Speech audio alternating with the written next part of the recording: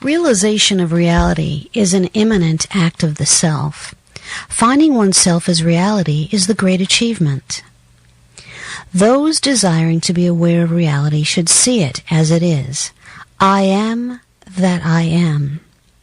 This seeing must be the very act of him who in spiritual illumination is the self itself. Only the self itself can have spiritual illumination. In our experiences in reality, as this self, we understand that we are not separate beings at all, and never have been. Life is oneness and allness in a rhythm and glory beyond expression. We must come face to face with our own being through our own illumination. Nothing short of this experience will convince one of the terrible misconception that he is an individual consciousness. Personal ego is a ghost.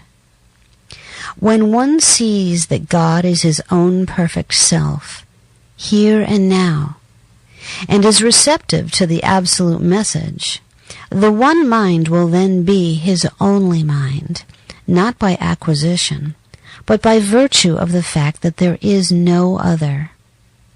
To travel from oneself to God is not a long journey. No further than a ray of light must go to be in contact with the sun. Often one is not ready to find himself because he still depends upon a certain teacher, book, or mass of accumulative learning. This must be left behind.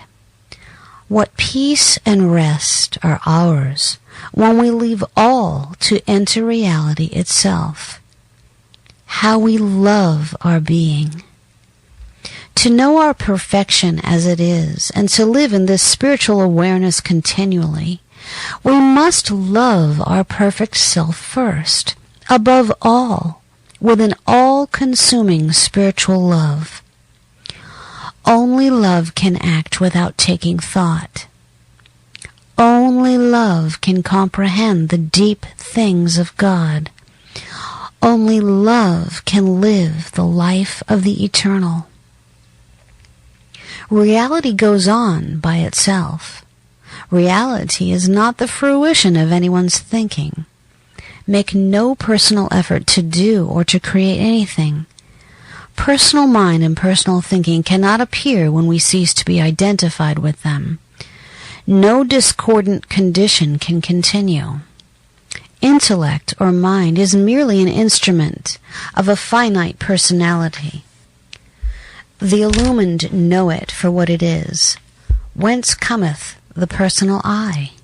Seek it out, and it cannot be found.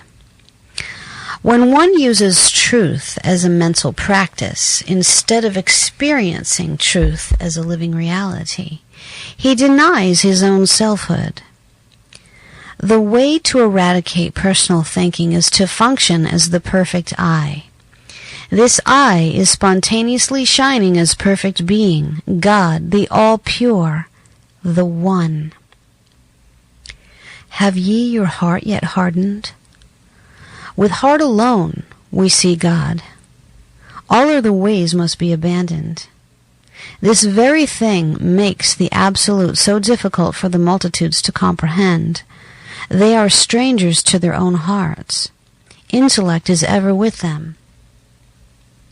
But when the word heart or soul is mentioned, it is like the abstract or unknown.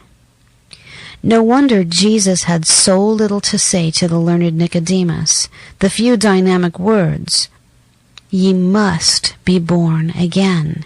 How authoritative and revolutionary. He meant, leave the way of mind, the finite, for the way of the heart, the infinite. If it were not so, I would have told you. Divine mind does not need to be educated or spiritualized. Divine body does not need to be healed. One's only need is spiritual realization. Realization that God is his complete being now. This is the great achievement. Quote, Every kingdom divided against itself is brought to desolation, and every city or house divided against itself shall not stand. And if Satan, mind, cast out Satan, thoughts, he is divided against himself. How then shall his kingdom stand? He that is not with me, the real and the divine, is against me. End quote. Quote, the earth, finite consciousness, shall reel to and fro like a drunkard, and shall be removed like a cottage, and the transgression thereof shall be heavy upon it. And it, finite consciousness, shall fall and not rise again. End quote. These words have an especially deep meaning now. When one is willing to depart from the sense of otherness, to be the one alone, then on the instant he is present with the highest. He has come direct from the heart. He feels the presence, hears the voice, or in some other spiritual way learns the answers to his questions. At last he understands that God's demands are simple, but they are to be obeyed. Perception lights the way, and awareness follows. Give up all quests. Find yourself to be God alone. Chapter 5. The Price of Glory. Open your heart now to light of the eternal. Instead of laboring to perfect an individual mentality, which finally must be consumed in the white heat of spiritual illumination. The heart has ever symbolized the center of being. Lao Tzu, a Chinese philosopher of great light, aptly points to true identification in the following verse from the Book of Life. There is no need to run outside for better seeing, nor to peer from a window.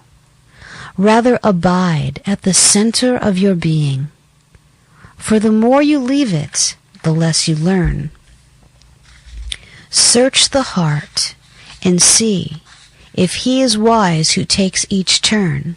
The way to do is to be.